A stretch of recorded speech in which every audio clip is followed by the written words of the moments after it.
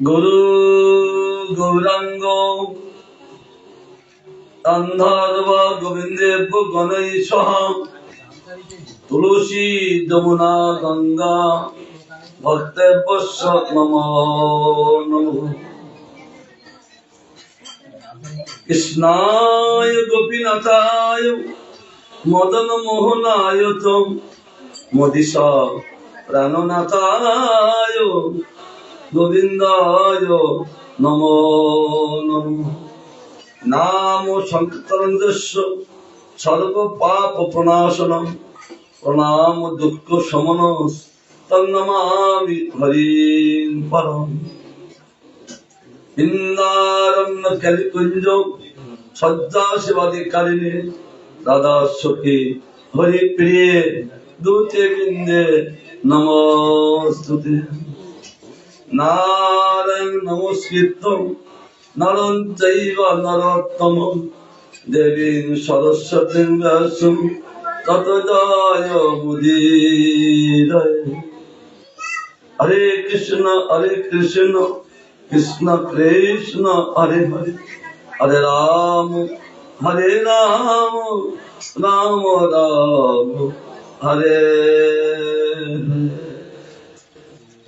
গুরু বৈষ্ণব ভগবান প্রসন্ন হোক, আমাদের সেবা গুরু বৈষ্ণব ভগবানের প্রীতি নিমিত্ত হোক। শ্রীমান মহাপ্রভু বৃন্দাবন ভাবে ভাবিত কৃষ্ণচন্দ্র গোবর্ধন কুঞ্জে তিনি রাগ করছেন, সেই ভাবে ভাবিত আমার গৌর সুন্দর তিনিও ভাবিত। কেন কৃষ্ণচন্দ্র তিনি যা লীলা করেন, আমার গৌরচন্দ্র নবদ্বীপে সেই লীলা করেন। তারা ছিলেন কৃষ্ণ পার্শ্বদ, এখন হলেন গৌর পার্শ্বদ। তাদেরকে নিয়ে সেই ব্রত লীলা তিনি ভাবে করতে থাকেন। যে মহাপ্রভু তিনি ভাবিত হলেন, গান করছেন। কিভাবে উঠিল মনে কান্দিয়া আকুল কেন, গোরা রঙ্গ ধুলায় লুটায় লুটায়, গোরা রঙ্গ ধুলায় লুটায়।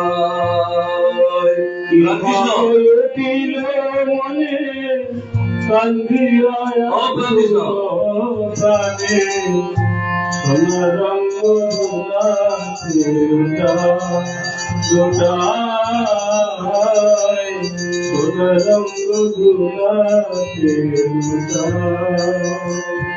বিভাব দিল মনে কান্দিয়া গোরা রঙ্গ ধুলায় লুটায় লুটায়, গোরা রঙ্গ ধুলায় লুটায়।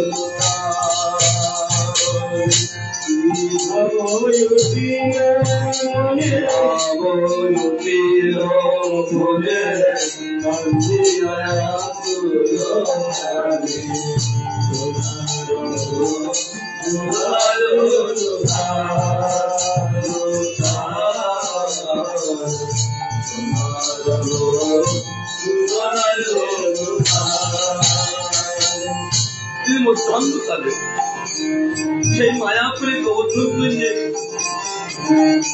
ভাবদাতা রাধাদেব ভাবে কেবল আরতি করিতেন। রাধা ভাবে গৌরবে তেমনি করে আরতি করে চলছেন। আর তিনি অক্ষর থেকে বলছেন যে এর শুভ এর স্বরূপ হে রামানন্দ, যেমন রাধারানী ললিতাকে বিশাখে ডেকে ডেকে করতেন, আর এখন স্বরূপ খানে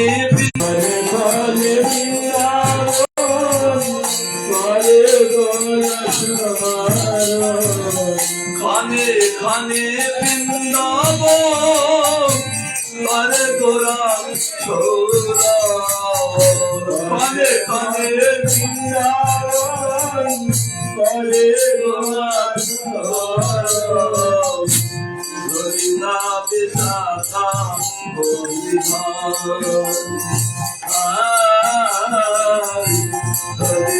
বিশাখা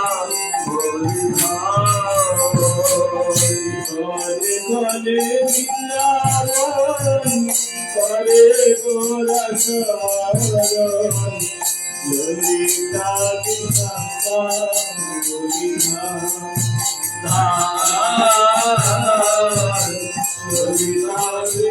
বিশাখা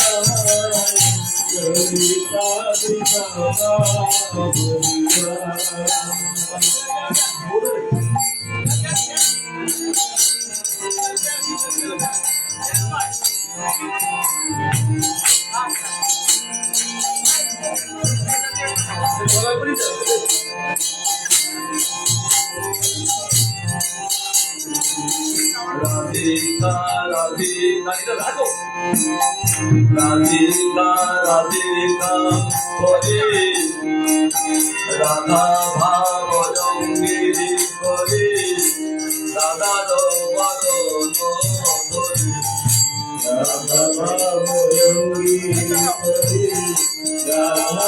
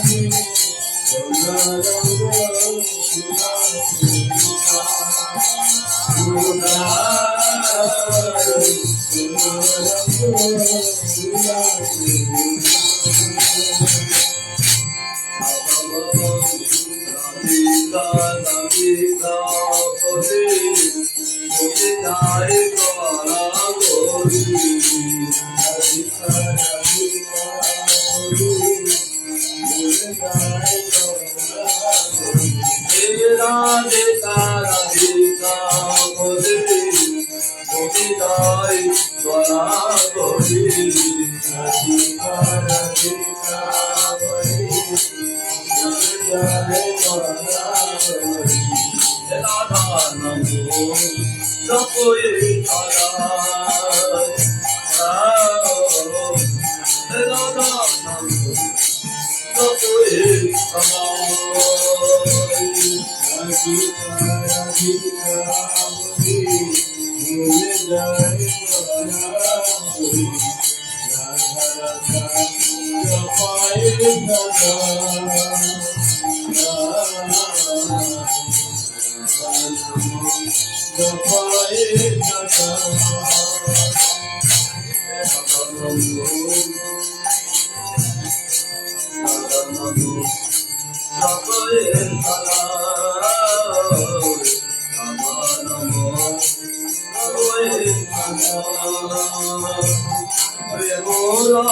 হইয়া গোরা সঙ্গীত মাঝে গোরা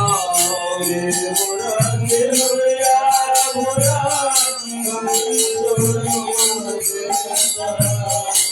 দাদা নম দেবীর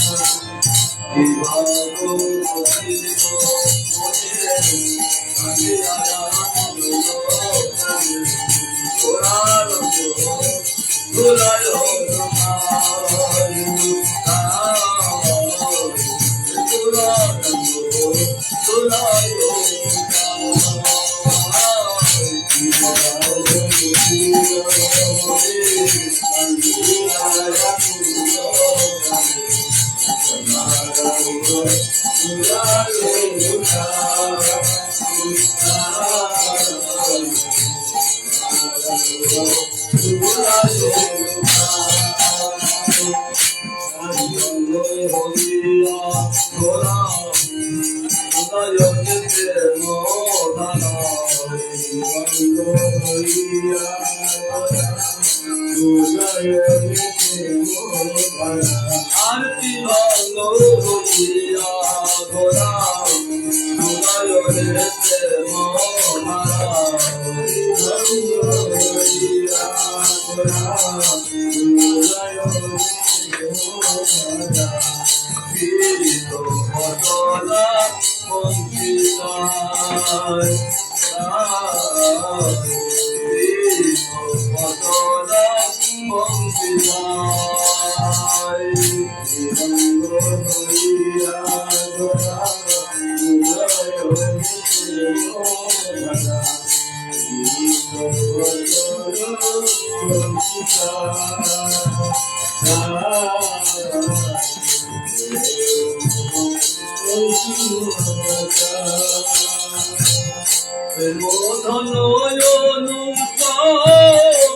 दान करे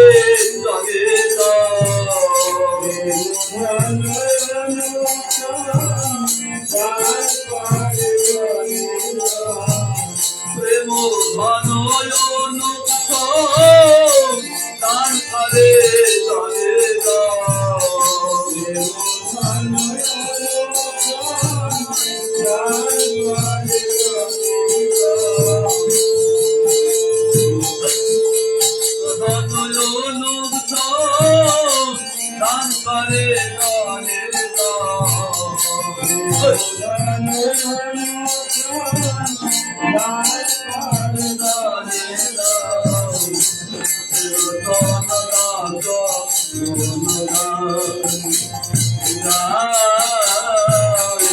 hello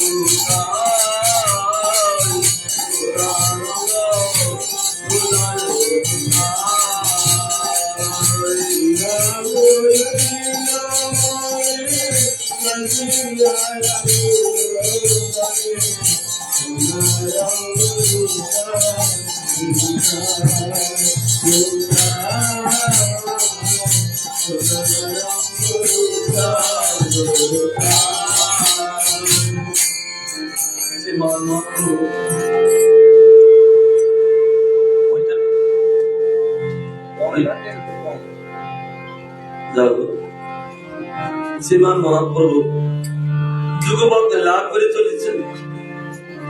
তিনি আছেন নবদ্বীপে বৃন্দাবন ভাবিত।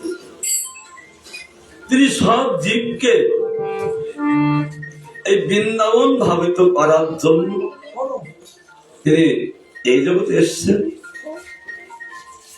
কারণ যে যেখানে থাকবে সেখান থেকে তার বৃন্দাবন ভাবিত হবে, তা না হলে ভাব সিদ্ধ হবে না। তাই চৈতন্য গৌর নবদ্বীপ থেকে বৃন্দাবনে ভাবিত হয়ে তিনি রাধা ভাবে তিনি এত কীর্তন করলেন। সেই কথা কৃষ্ণদাস কবিরাজ শ্রীপাদ তিনি বর্ণনা করে চলেছেন। আদিলীলা তৃতীয় পরিচ্ছেদ। শ্রী চৈতন্য প্রভু বন্দে যৎপদাশ্রয় বিজ্জত সংকীর্ণাত্মা করো ভ্রাতা দক্ষ সিদ্ধান্ত সন্মনি। তিনি এমন ভাবরাজ্য তিনি লাভ করেছেন। বহুর কথা বলতে বলতে লেখক কৃষ্ণদাস কবিরাজ শ্রীপাদ আরো ভাবরাজ্য। একটু আগে আমরা যে কীর্তন করলাম লোচনদাস ঠাকুর তিনিও বর্ণনা করতে করতে ভাবরাজ্য বলতে, তুমি এখন বর্ণনা করছো, তুমি এই ভাবরাজ্য চলো। তিনি ভাবরাজ্য চলতে লাগলেন। গ্রন্থকার তিনিও সেই ভাবরাজ্য তিনি প্রবেশ করে তিনি বলতে লাগলেন, যার পদশ্রয় শক্তি বলে অজ্ঞ ব্যক্তিও শাস্ত্ররূপ আকর্ষণ হইতে সিদ্ধান্তরূপ উৎকৃষ্ট মণি সংগ্রহ করিতে সমর্থ হয়, সেই চৈতন্য প্রভুকে আমি বর্ণনা করি। সেই গৌরী পদাশ্রয় করলে কি লাভ? সঙ্গে সঙ্গে তিনি শক্তি লাভ করেন। ভজনটা শক্তি বিশেষ। এই শক্তি অজ্ঞ ব্যক্তি লাভ করেন। যিনি বিজ্ঞ না, যিনি অজ্ঞ, একান্ত সেই ভাবে যদি ভাবিত হন, সেই ব্যক্তিও অজ্ঞ ব্যক্তি তিনি সেই শক্তি বলেন। শাস্ত্র বাকর অর্থাৎ কেন্দ্র তিনি কি প্রকাশ করতে পারেন? সিদ্ধান্তরূপ উৎকৃষ্ট মণি। আর বিশ্বনাথ ঠাকুর বলেছেন, সিদ্ধান্তরূপ রত্ন তিনি উঠিয়ে তিনি সকলের সামনে সেটা দেখিয়ে দেন। 16 রূপ সিদ্ধান্তরূপ রত্ন, প্রত্যেকটা শ্লোক ওই সিদ্ধান্তরূপ রত্ন প্রকাশিত করে সকলের কাছে দেখিয়ে দেন। ইনি বলছেন সিদ্ধান্তরূপ উৎকৃষ্ট মণি, তিনি সংগ্রহ করতে সমর্থ, যার কৃপা হলে। তাই তিনি বলছেন, জয় জয় শ্রী চৈতন্য জয় নিত্যানন্দ, জয়াদ্বৈত চন্দ্র জয় গৌর ভক্তবৃন্দ, তিনি সকলকে বর্ণনা করলেন। কারণ নবদ্বীপের সঙ্গে যারা নবদ্বীপের লীলায় যারা আছেন কোনো অংশে কম নয়, কেবল গৌরসুন্দরকে নয়, কেবল নিত্যানন্দকে নয়, কেবল অদ্বৈতকে নয়, আর যত ভক্তবৃন্দ আছেন তিনি সকলকে বর্ণনা করলেন। কারণ একথা কৃষ্ণচন্দ্র সুতদেবকে বলেছিলেন, তুই আমাকে পূজা করছো, কিন্তু আমার সঙ্গে যারা আছে এরা কারা জানো? এরা ভুবন পাবন ঋষি, আমি যে কাজ করি এরাও সেই কাজ করতে পারে, অর্থাৎ আমার সঙ্গে সঙ্গে এদের পূজা করতে হবে। তার জন্য সিদ্ধান্ত শাস্ত্র প্রকাশ করতে গেলে গৌর ভক্তদের সকলে বর্ণনা করে, তাই একসঙ্গে গৌর ভক্ত বিন্দু দিয়ে তিনি বর্ণনা করলেন। এইবার লীলা বর্ণনা করতে লাগলেন। তৃতীয় শ্লোকের অর্থ করিলা বিবরণ, চতুর্থ শ্লোকের অর্থ শুনো ভক্তগণ। 14টা শ্লোক প্রকাশিত করে এবার একটা একটা করে শ্লোকের ব্যাখ্যা করছেন।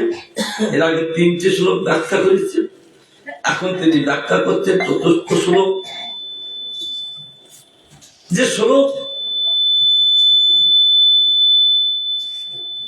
বিদগ্ধ মাধব নান্দিমুখী শ্লোক তিনি প্রকাশিত করেছিলেন। চৈতন্য চৈতামৃত অন্তলীলায় তিনি নাটক লিখছেন, তিনি নাটক লিখবেন। আর ওই ভুবনেশ্বরে এক জায়গায় ছিলেন, তিনি চেয়েছিলেন আমি এই ব্রজলীলা আর দ্বারকালীলা আমি এক করব। কিন্তু তিনি যখন ওই সত্যমহাপুরী ছিলেন, এক রাত ছিলেন, সত্যমহাদেব তিনি বলছেন সে ভুবনেশ্বরের থেকে 2 কিলোমিটার দূরে একটা জায়গা আছে সত্যমহাপুর, সেখানে উদ্দেশ্য বৃন্দাবনতে যেতে যেতে সেখানে একদিন ছিলেন। আর রাত্রিতে স্বপ্ন যে রূপ আমার লীলা আর ব্রজ লীলা এক করো না, এক নয়, তুমি আলাদা করো।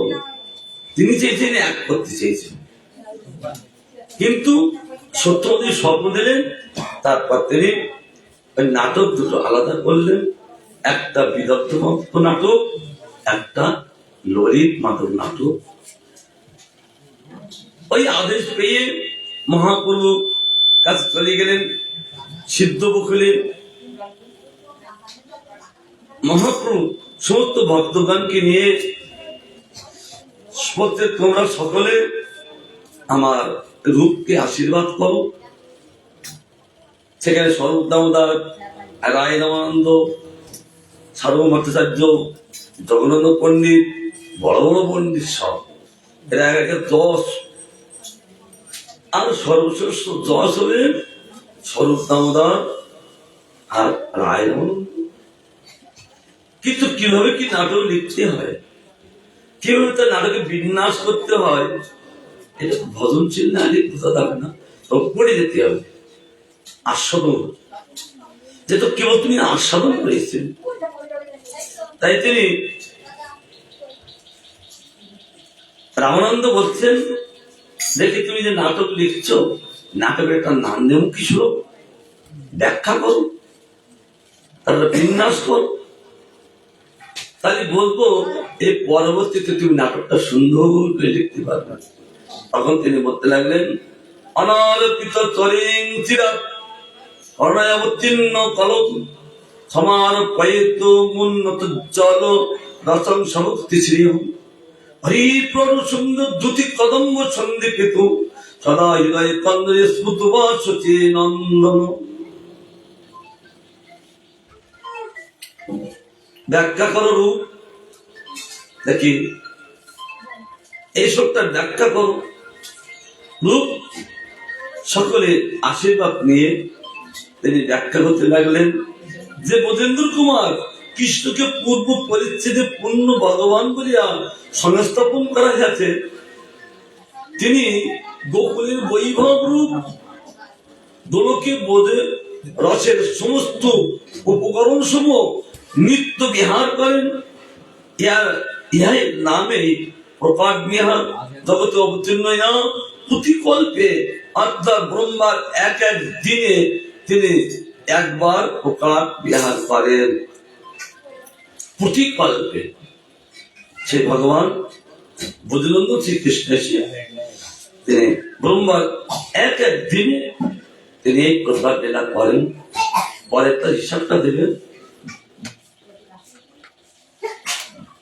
আর বলছেন সুবর্ণ কান্তি সমুদ্রা দীপ্তমান সতীনন্দন হরি তোমাদের হৃদয়ে স্ফূর্তি লাভ করো।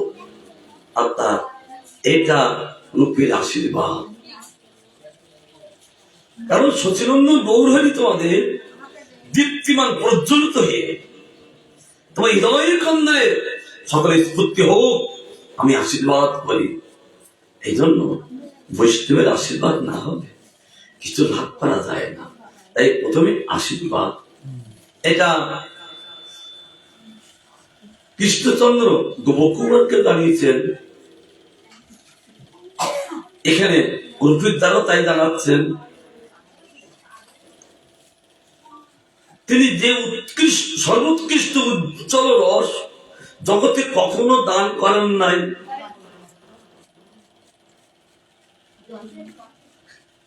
ভাষাটা কেমন দেখছেন? সর্বোৎকৃষ্ট উজ্জ্বল রস অর্থাৎ পরাকাষ্ঠা রস যে জগতে কখনো দান করার নাই। অর্থাৎ তাহলে তিনি কখনো দান করেন নাই এটাকে বোঝায় না। দান করেন, অনেক পরে দান করছেন। কখন? অষ্টাবিংশতি দাপর 27টা যখন দাপর চলে যাবেন, তারপরে যে দাপর আসবেন সেই দাপরে হলো কৃষ্ণচন্দ্র আসবেন। আর তারপরে ওই কৃষ্ণচন্দ্র কলিতে আসবেন, তখন তিনি আবার এই উৎকৃষ্ট পরমোজ্জ্বল রস তিনি আবার দান করেন। তার মানে কি কতকাল পরে? অনেক কাল পরে। তাই জন্য তিনি এই কলিযুগে তিনি আবার দান করতে এসেছেন। সে স্বভক্তি নিজ ভক্তি সম্পত্তি দান তিনি কি করতে এসেছেন? স্বভক্তি নিজ ভক্তি সেই সম্পত্তি দান করিবার জন্য এই কলিকালে অবতীর্ণ হয়ে আছেন। আর যখন তিনি ব্যাখ্যা করলেন আর মহাপ্রভুর রূপ রূপ কি আমার রূপ, আবার তিনি বলছেন স্বরূপ এত সুন্দর কি করে জানলো? তখন তারা তো সব অজানা কিছু নেই তাদের। বলছেন বলি আছেন তোমার কৃপা, তুমি যার প্রতি কৃপা করো আবার তার কাছে কি কোনো অজানা থাকে? আর তারা প্রশংসা করলেন আর সকলে বলছেন আমার রূপকে তোমরা যারা যারা আছেও একটু আশীর্বাদ করো। আর রূপ যখন কথাগুলো বর্ণনা করে আর মহাপুরু অন্তরটা ভরে যায়, কি আস্বাদন! কারণ তিনি পূর্ণ ভগবান কৃষ্ণ ব্রজেন্দ্র কুমার গোলকে গুরুদেব সহ নিত্য বিহার। তিনি কে ভগবান? পূর্ণ ভগবান, তিনি কৃষ্ণ। তিনি এই যুগে কে হয়েছেন? ব্রজেন্দ্র কুমার। ব্রজেন্দ্র মানে কি? ব্রজেন্দ্র মানে কি?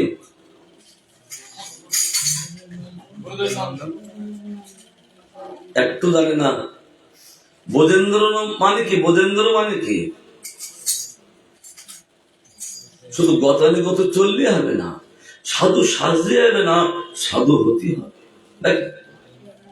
তবে ভাষা জানতে পারবো। ব্রজেন্দ্র নন্দন তো নন্দ কুমারের ছেলে। তুমি এখন যেটা বর্ণনা করছে, তুমি কি করো? বলো কি বোধের সহ নিত্য বিহার। গোলকে অপরদের তুমি নিত্য বিহার করিয়া থাকো। সেটা কেমন? ব্রহ্মার একদিনে ত্রিহ একবার অবতীর্ণ হইয়া করেন প্রকট বিহার। ব্রহ্মার একদিন কি, ব্রহ্মার তো বিরাট হিসাব, দিন রাত মিলে ব্রহ্মার টোটাল বয়স কত জানো? 864 কোটি বয়স। 64 অর্ধে 32 আর 64 কোটি ব্রহ্মার পুরো দিন। তা এই দিনে ভগবান একবার করে আসেন, তিনি বিহার করেন, সকলকে তিনি সেই রস পান করেন। তার মধ্যে কে আছেন? সত্য আছেন, ত্রেতা আছেন, দাপর আছেন, কলিযুগ আছেন। এই চারটি যুগে, সেই চারি যুগে দিব্য এক যুগ মানে বিষয়টা ফার্স্ট কালার দিচ্ছে। 71 চতুর্যুগে এক মন্বন্তর, 14 মন্বন্তরে ব্রহ্মার দিবস ভিতর। তাহলে কতগুলি সাপ? এই সত্য ত্রেতা দাপর কলি মিলে এক দিব্য যুগ। এরকম 71 দিব্য যুগে এক মন্বন্তর। আবার এই 14 মন্বন্তরে হয় এক কল্প। কি সাপ! মাথা খারাপ হবে না, ভগবানের করুণা হলে মাথা খারাপ হয় না। যেহেতু আমাদের তো বহির মাথা তো ধরতে পারি না, তাই বলছেন এটা 14 মন্বন্তর গেলে ব্রহ্মার দিবস হয়। দিবস, দিবস মানে একদিন। তার মধ্যে কি বৈবস্বত্ব নামে সত্য মন্যতার। আমাদের মন্যতার নাম কি? বৈবস্বত মন্যতার। আর আমাদের দ্বীপের নাম কি বলো? এই দ্বীপের নাম হলো জম্বুদ্বীপ। এই দ্বীপগুলো কে প্রকাশিত করিয়াছিলেন? এই দ্বীপগুলো প্রকাশিত করেছিলেন মনুর পুত্র পরিব্রত মহারাজ। তিনি ভগবত ধার্মিক ছিলেন, তিনি জগৎ বুঝতে পেরে তিনি সংসার করবেন, নাহলে ভগৎ সেবার তৎপরতা। বাবা বলছেন সকলে তো বিবাহ করলো, তুমি বিবাহ করো। বলে না বাবা, যে বাবা মা ওই পুত্রকে সংসার কারাগারে নিযুক্ত করেন সে বাবা মা না। কারণ তারা ওই সংসারে কষ্ট পায়, আর পুত্রকে বলে তুমি কষ্ট করো, তাকে বলে না হরিবদন কর। কি শিক্ষা! তার জন্য বলে না আমি সংসার করবো না, আমি বুঝেছি। এইটা আর বুঝেছিলেন কে? মহাপুরুষ দাদা বিশ্বরূপ। তার জন্য তিনি তাদের কথা না শুনে তিনি সন্ন্যাস নিয়ে চলে গেলেন। যারা বুঝবে তারা এই জগতের পিতা মাতার কথাও শোনে না। যে পিতা মাতা হরিবদন নিযুক্ত না করে সংসারে প্রবেশ করে, শাস্ত্রের মধ্যে তাদের কথা শুনবে না। আর যে পিতা মাতার সংসারকে মুক্ত করে হরিবদন নিযুক্ত করে তিনি হল পিতা মাতা। জয় কৃষ্ণচন্দ্র ভগবান কি।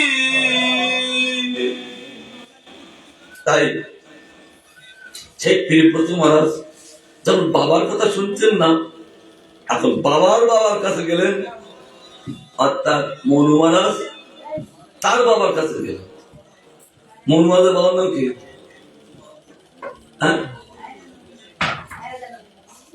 মনু মহারাজের বাবার নাম কি? ভগবান কেউ জানেন? ব্রহ্মা। যার কাছ থেকে আমরা দেহটা পেলাম সেই তার দানটি হয়। এই দেহটা কার কাছ থেকে? মনুর থেকে দেহটা পাচ্ছি বলে আমাদের নাম মানব। আর যার কাছে দেহটা পাচ্ছি আর তার নাম আবার তিনি কোথা থেকে এসছেন তার নামও জানতে হবে। যে ব্রহ্মা বললেন, ব্রহ্মা তখন আসলেন নাতির কাছে। তিনি এসে বললেন, দেখো তুমি সংসার করো, তবে তোমার হরিভজন থেকে তুমি চ্যুত হবে না। তুমি যখন সাধন ভজন করছো তেমনি করবে, তবে তুমি সংসার করো। কারণ জগতে অনেক কাজ বাকি আছে, সেটা তোমার দ্বারাই সম্ভব। সেটা উত্থান পাচ্ছেও পারবে না, ধ্রুবও পারবে না, একমাত্র সেই সব কাজগুলো তুমি করতে পারবে। বাধ্য হয়ে সে ব্রহ্মার কথা শুনি তিনি বিবাহ করলেন। ব্রহ্মা পরে খুব অনুশোচনা করেছে, হায় হায়, কেউ একে হরিবোধন করতে চায় না, আর এই ছেলেটা হরিবোধন করতে চাইলো, আমি তাকে সংসারে নিযুক্ত করলাম। হে ভগবান, আমার যদি কোন ত্রুটি হয় আপনি ক্ষমা করে নেবেন। তাই তিনি ভাগবতে বলতে তিনি 11 অর্বুদ বছর রাজত্ব করেছেন। আর যারা রাজত্ব করেছে 36 বছর, রামচন্দ্র 36 বছর, প্রহ্লাদ মহারাজ 36 বছর, ওই পিতু মহারাজ 36 বছর, রামচন্দ্র 36 বছর, আর এই প্রিয়ব্রত আবার উত্তানপাদ তিনিও 36 বছর। একমাত্র এই প্রিয়ব্রত মহারাজ তিনি 11 অর্বুদ বছর রাজত্ব করলেন। তিনি চেয়েছিলেন যে আমি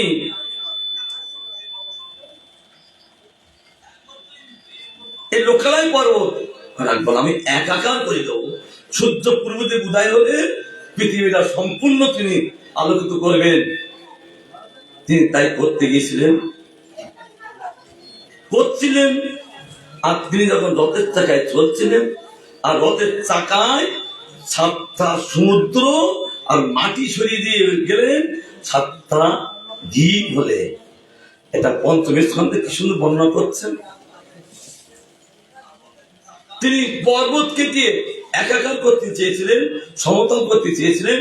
সঙ্গে সঙ্গে ব্রহ্মা এসে বলছেন, বৎস, এটা ভগবানের বিধান, অর্থাৎ ভগবানের বিধানের তুমি হস্তক্ষেপ করতে যেও না। আমি জানি তুমি সে ক্ষমতা তোমার হাতে তুমি পারবে, তবে তুমি করতে যেও না। কারণ মানুষ সমস্যা সবসময় কর্ম করে পারবে না, তার জন্য তার রাত্রির প্রয়োজন আছে। আর রাত্রিতে শুধু বিশ্রাম না করে তাহলে তার ক্ষতি হবে। এই দেখো আমাদের এত বড় রাত্রি দিক দেয়, তাই পার্টি বেশিরভাগ ঘুমায়। এত বড় রাত্রি দিয়েছেন ভগবান, তারপরে আর পার্টি বেশি ঘুমায়, তবে রাত্রি তার কুলায়নি ঘুমটা, তাই তো। তো তিনি যে রথের চাকায় চলেছিলেন, তাতে 7টা সমুদ্র আর 7টা দ্বীপ বলে। জম্বুদ্বীপ, পলক্ষদ্বীপ, শালমলি দ্বীপ, কুশদ্বীপ, শাকদ্বীপ, তারপর পুষ্কর দ্বীপ, আর এরকম ভাবে 7টা দ্বীপ। এই জন্য আমাদের দ্বীপ বলে জম্বুদ্বীপ। যেখানে গিরিরাজ ছিলেন সেটা শালমলি দ্বীপ। তাই বলছেন এখানে এখন তিনি কি করতে লাগলেন, অষ্টাবিংশ চতুর্যুগের দাপরের শেষে বোধের সহিতে হয় কৃষ্ণের প্রকাশে।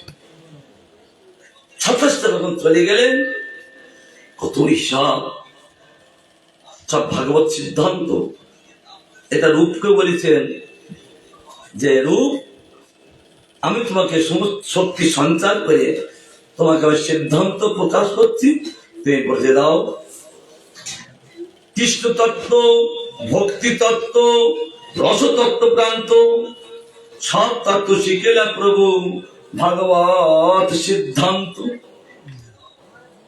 কেন শ্রীমান মহাপ্রভু ওই চৈতন্য ভাগবতে আর চৈতন্য চৈতন্যতে তিনি যেটা লীলা করেছে সব ভাগবত সিদ্ধান্ত।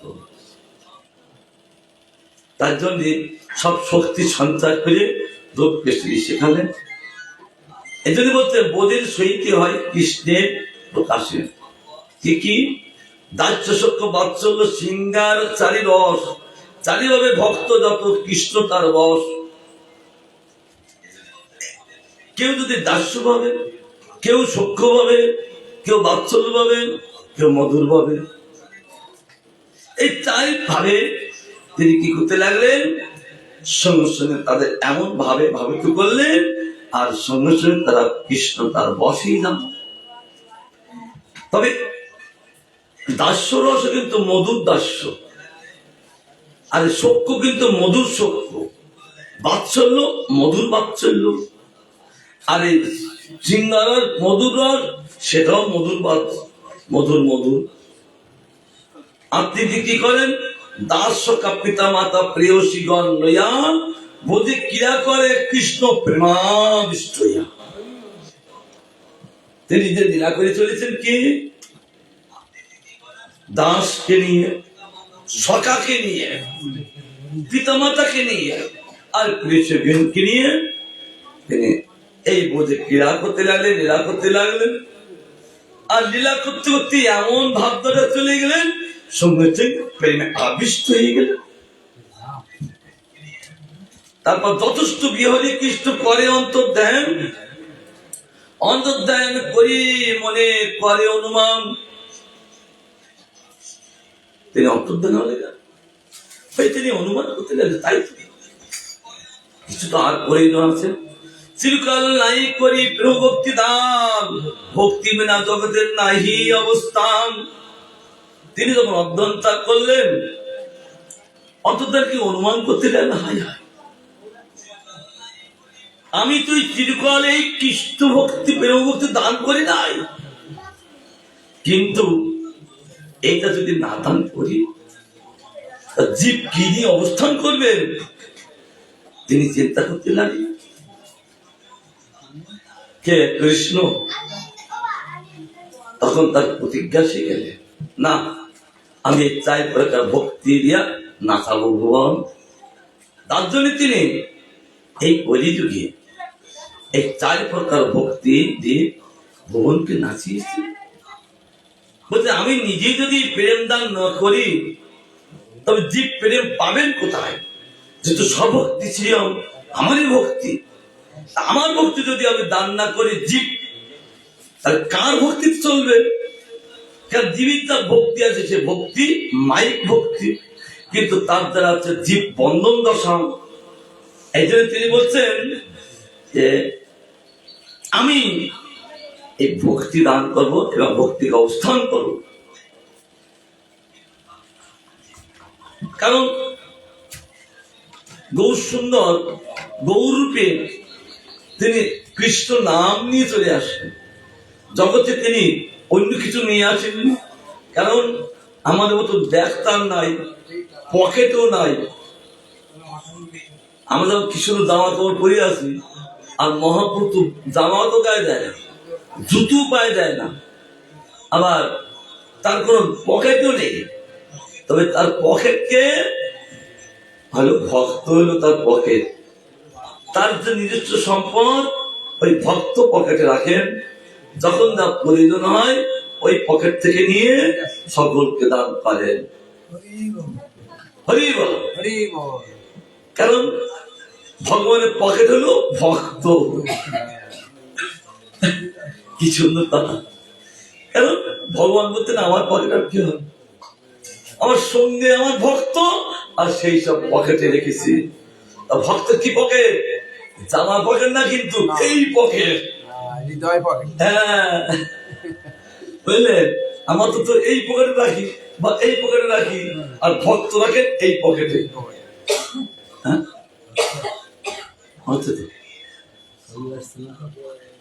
তাই তো।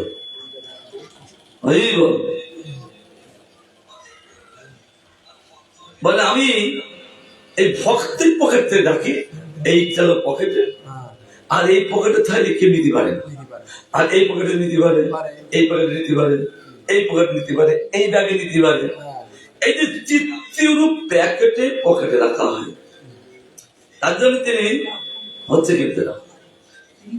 তাই তিনি কি করতে এলেন, সকল জগতে মনে করি বিধি ভক্তি।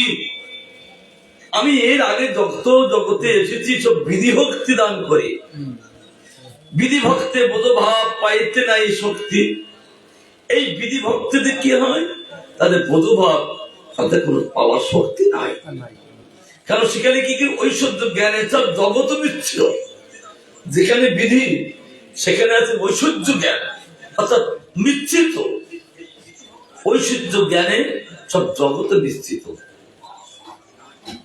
ঐশ্বর্য শিথিল প্রেমে নাহি মর্পিত।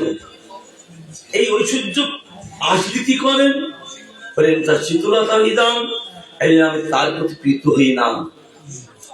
যখন কৃষ্ণ 10 সহস্র হস্তির বল কংসকে যখন মারলেন, আর দেবকী বলছেন যখন তিনি কংসের কাছে যাচ্ছেন আমার খুব ভয় ছিল। যখন 10 সহস্র হস্তি যে হাতির বল কংসকে মারল, আর আমার ভয় নাই, তাহলে বাচ্চারা শিথিলেই গেল। ভগবান কংসকে মেরে পিতামাতাকে তিনি কারাগার থেকে মুক্ত করলেন। দেখছেন সেই দেবকী বসে না না না না, আগে তোমাকে পুত্রজ্ঞান করতাম, এখন তুমি যে 10 সহস্র হাতির বল যে তুমি কংসকে মেরেছ, না না না, তুমি পরমেশ্বর। ভগবান বলতে কেমন জন্মায়া, আমি দেখি পিতা মাতা বলে যে দেখি প্রণাম করছি, আর তারা কি বলছে, বাচ্চাকে তুমি উঠে নিলে কেন, আবার চলে দাও। আমি দেখি পিতা মাতা বলতে বাচ্চা দাও, আর যখন এক্ষুনি দিচ্ছি।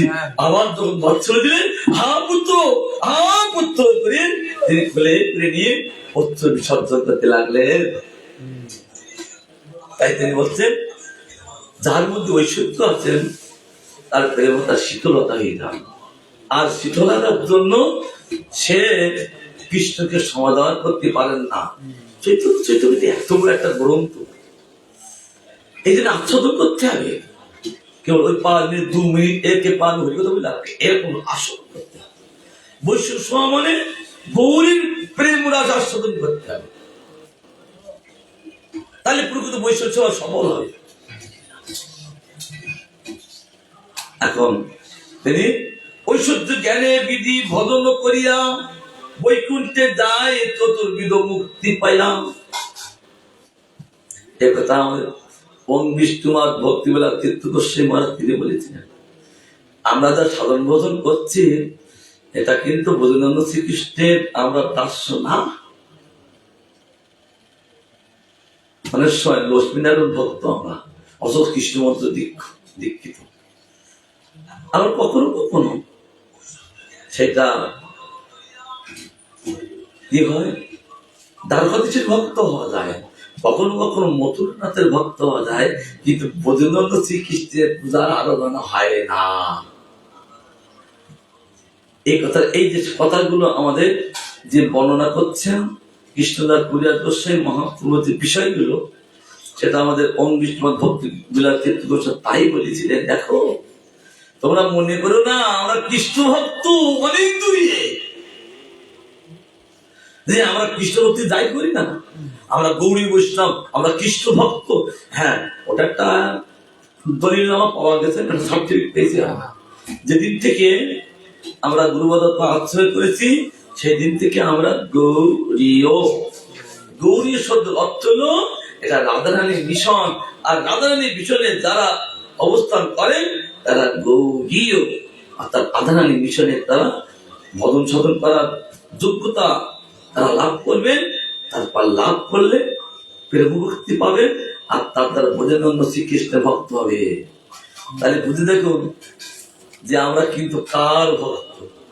এত তাড়াতাড়ি এই যে পড়ে যাচ্ছি, এত তাড়াতাড়ি লাভ হবে এটা মনে করবেন না। হয়তো আমরা দ্বারকাধীশ ভক্ত মতো পৌঁছতে পারি, অথচ যতক্ষণ পর্যন্ত প্রেম ভক্তি না উদয় হবে ততদিন পর্যন্ত আমরা বোধানন্দ শ্রীকৃষ্ণের ভক্ত হতে পারবো না। তো বলবে না ভক্ত, বুঝবে আসতো বুঝি মরি।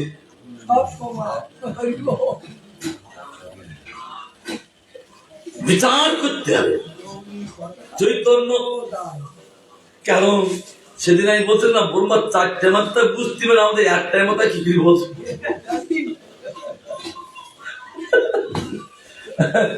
ব্রহ্মার 4টি মাথা, কিন্তু ব্রহ্মবাব 4টি মাথা কি বেদের মাথা, আর আমাদের তো জেদের মাথা।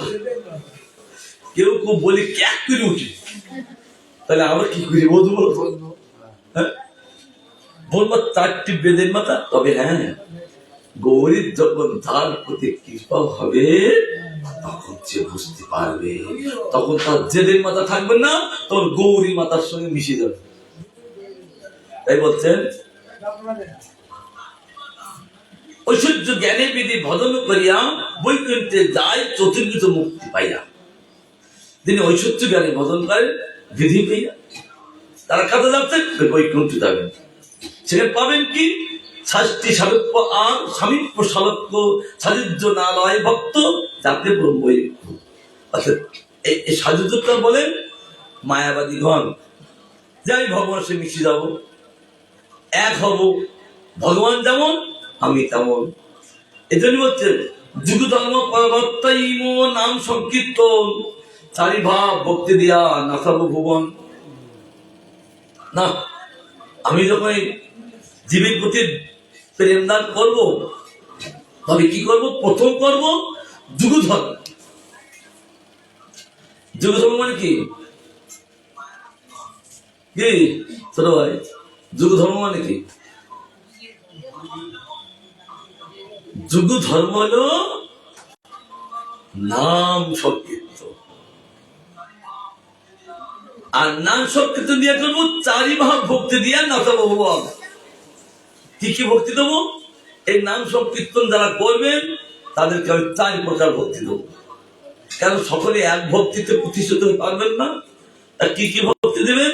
তিনি দাস্য ভক্তি দেবেন, কাউকে কাউকে সখ্য ভক্তি দেবেন, কাউকে বাৎসল্য ভক্তি দেবেন, আর কাউকে মধুর ভক্তি দেবেন। আর এই সকলে ভক্তি দিয়ে এদেরকে একসঙ্গে করে ভুবনকে নাচাতে হবে। তার জন্য ভগবান তিনি প্রতিজ্ঞা করলেন, আমি কলিযুগে যাচ্ছি, কিন্তু 4 প্রকার ভক্তি দিয়ে এদেরকে নাচিয়ে দেবো, প্রেম ভক্তি দিয়ে প্রেম বন্যা ভাসিয়ে দেবো। তারপর আমি যাচ্ছি কলিযুগে সন্ন্যাস নিয়ে আমি গম্ভীরায় বসে। এবার আমার নিজস্ব একটা কীর্তন আছে, যে দাদা ভাবে, দাদা যেভাবে তিনি আমাকে আরাধনা করেছেন, আমি সেইভাবে আরাধনা করব কৃষ্ণের। তাহলে বুঝতে পারবো যে আমার প্রেম কেমন। এটা লোভ জাগবে যতক্ষণ পর্যন্ত দীক্ষিত দ্বারা হয়েছি, যতক্ষণ পর্যন্ত এই বিষয়ে লোভ না থাকবে। হ্যাঁ, আমাদের লোভ দেখেছে, পয়সার দিক লোভ, বিষয়ের দিক লোভ, হ্যাঁ, আবার ভালো মন্দ খাওয়ার দিক লোভ। কিন্তু যে লোভটা হলে আর এইগুলো আর থাকে না, এইটা মানে আর লোভগুলো সব হয়েছে, এইটা হচ্ছে না। এইটা হবে এই সাধু সঙ্গ করে। দেখো 1 ঘন্টা হয়ে গেল, 1 ঘন্টা হয়ে গেছে, আর হবে? আচ্ছা, তাই বলছেন ছোট্ট না চাবো আপনি করিব ভক্ত ভাব অঙ্গীকারে, আপনি আচারে ভক্তি শিখাবো সবাই। কারণ আমি যদি আপনি নিজে যদি আমি আচরণ না করি, তাহলে অবাককে শিখানো যায় না। তাই বলছেন আপনি করিব ভক্ত ভাব অঙ্গীকার। তিনি কি ভক্ত ভাব? ভক্তিরূপ, বহু সুন্দর। তিনি হলেন ভক্তিরূপ, ভক্তিরূপ ভক্তরূপ। তিনি ভক্তরূপে এই জগতে এসে নিজে আচরণ করে সমস্ত ভক্তি শিখাতে লাগলে। আপনার না কইলে ধর্ম শিখানো না যায়, এই তো সিদ্ধান্ত গীতা ভাগবতে গায়। কি করতে লাগলেন? আপনি আচরণ করেন, সেটা বলতে লাগলেন কি? যদা যদাই ধর্মস্য কেলনি ভবতি ভারতম অভ্যুত্থানাম ধর্মস্য তদাত্মানং চিদাম্যহম। পরিত্রাণায় সাধনাং বিনাশায় চ দুষ্কৃতাম ধর্ম সংস্থাপনার্থায় সম্ভবামি যুগে যুগে।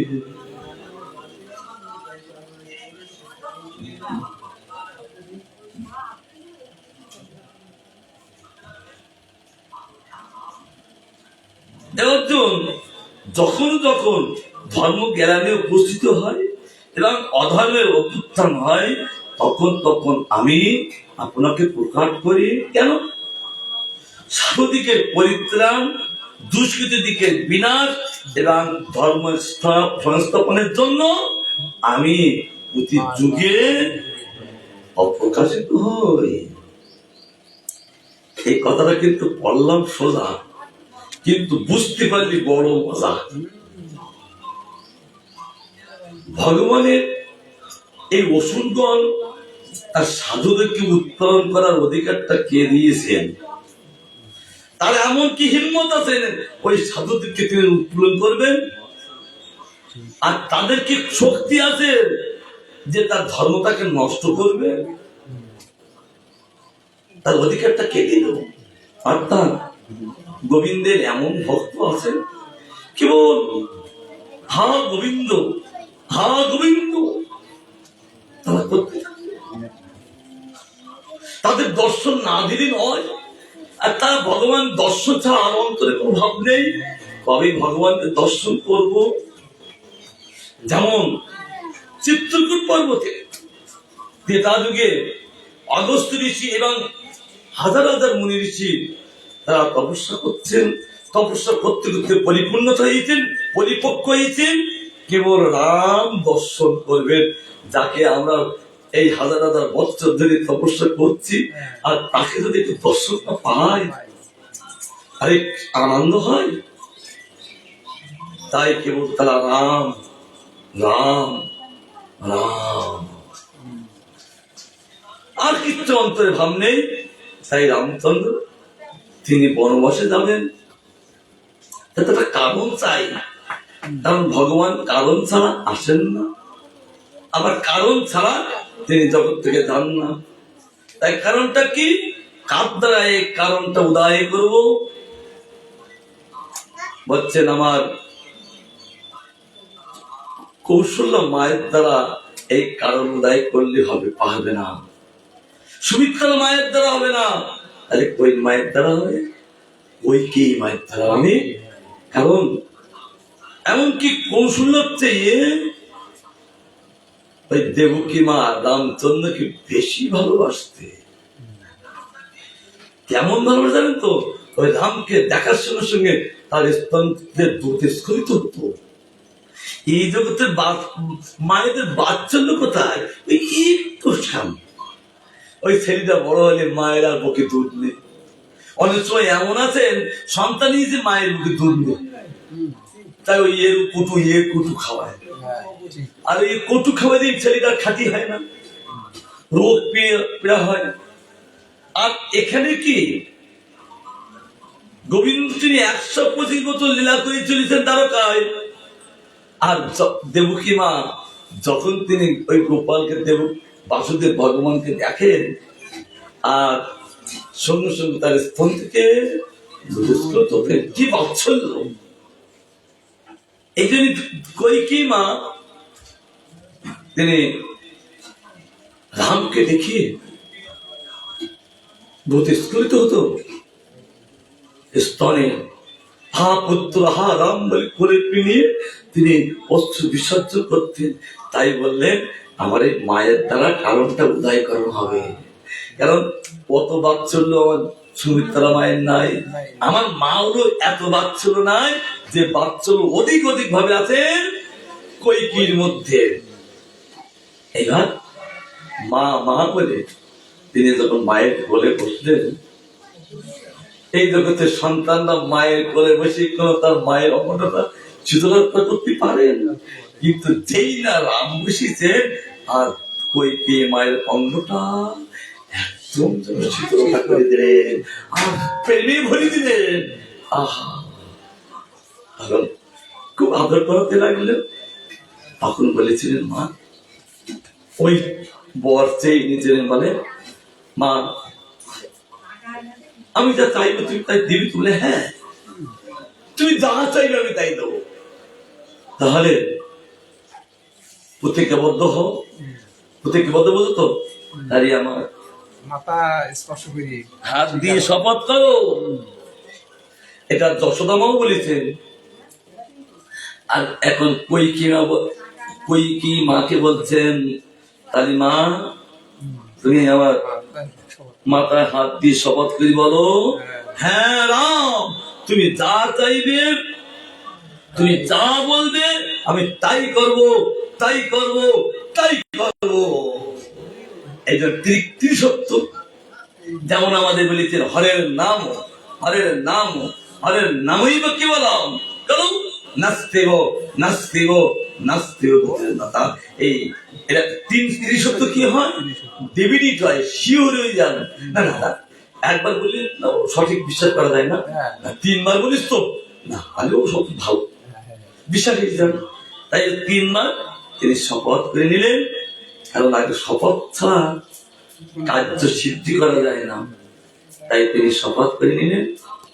এইবার তাহলে মা দুটো বর বাবার কাছে চেয়ে নিতেন।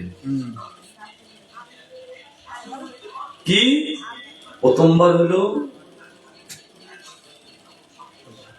রাম বনবাস যাবে, দ্বিতীয়বার হবে ভরত রাধা হবে।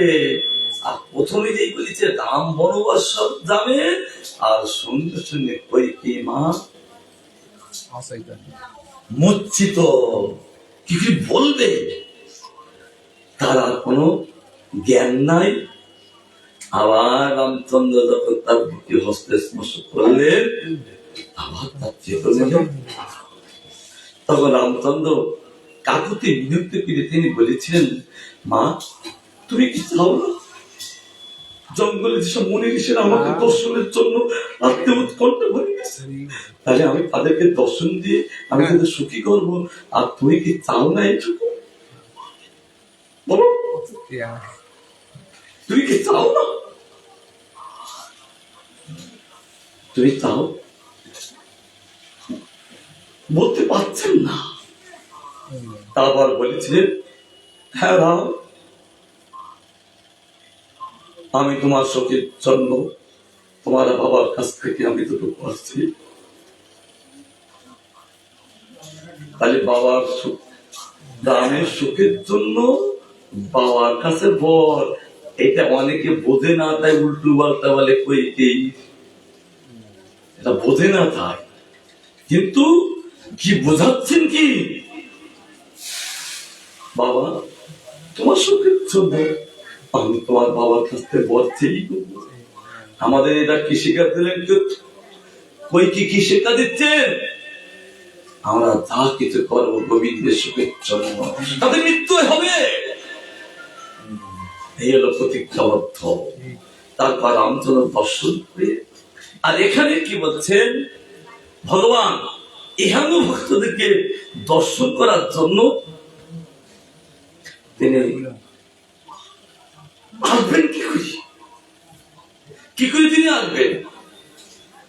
একটা আসার কারণ আছে, যাওয়ার কারণ আছে। তার জন্য ভগবান ওষুধের অন্তে প্রেরণা করলেন, আমার ধর্মটাকে নষ্ট করো আর এই সাধুকে উৎপন্ন করো। তাই তারা করতে পারেন। এবার তখন সাধুরা ভগবানের ডাকেন না, এমন সাধু তারা বিপদে পড়িও ভগবানকে ডাকেন না। আমরা তো একটু কিছু ওরে বাবারে মারে বলি, এই কিন্তু আমাদের পূর্বীর স্বভাব। শাস্ত্রে বলেছেন যে গোবিন্দ গোবিন্দ বলতে হবে, কিন্তু ওইটাও না সব আর নরকের মধ্যে। এটা বলার জন্য প্র্যাকটিস করতে হয়। এই জন্য আমরা সাধু সঙ্গ মানে ওই মৃত্যুকালে এইটা বলবার জন্য এখন থেকে প্র্যাকটিস, তাই তো? যেমন বছরের শেষে পরীক্ষা দেওয়ার জন্য সারাটা বছর তা কি করতে হয়? পড়তে হয়, প্র্যাকটিস করতে হয়। তা নাহলে ওই অ্যানুয়াল পরীক্ষা দেওয়া যায় না। তা আমাদের কেমন? আমাদের সারা জীবনের প্র্যাকটিস চলবে অন্তিম কালে এতবান সাংখ্য যোগভ্যাং স্বধর্ম পরনিষ্ঠিয়া জন্মলাভ পরম পুংস অন্তে নারায়ণ স্মৃতি। অন্তে যদি নারায়ণের স্মৃতি থাকে তাহলে সারা বছরের যে পড়াশুনো জানতে হবে আমার সঠিক হলো। আর যদি অন্তিম কালে যদি নারায়ণ নাম উচ্চারণ না হয়, গোবিন্দের নাম উচ্চারণ না হয়, তাহলে জানতে হবে আমার প্র্যাকটিসটা বৃথা খেতে গেল। এখন পা লম্বাকে বসো কি পা গুটিয়ে বসো কি ব্যথাই বড় ওইটা দেখবে না, তুই প্র্যাকটিসটা আগে কেমন হয়েছে সেইটা দেখবে।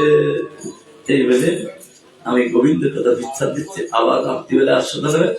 বাঞ্ছা কল্পতর বর্ষ কৃপা সিন্ধু দেবত পতিতানাং পাবনেভ্যো বৈষ্ণবেভ্যো নমো নমঃ।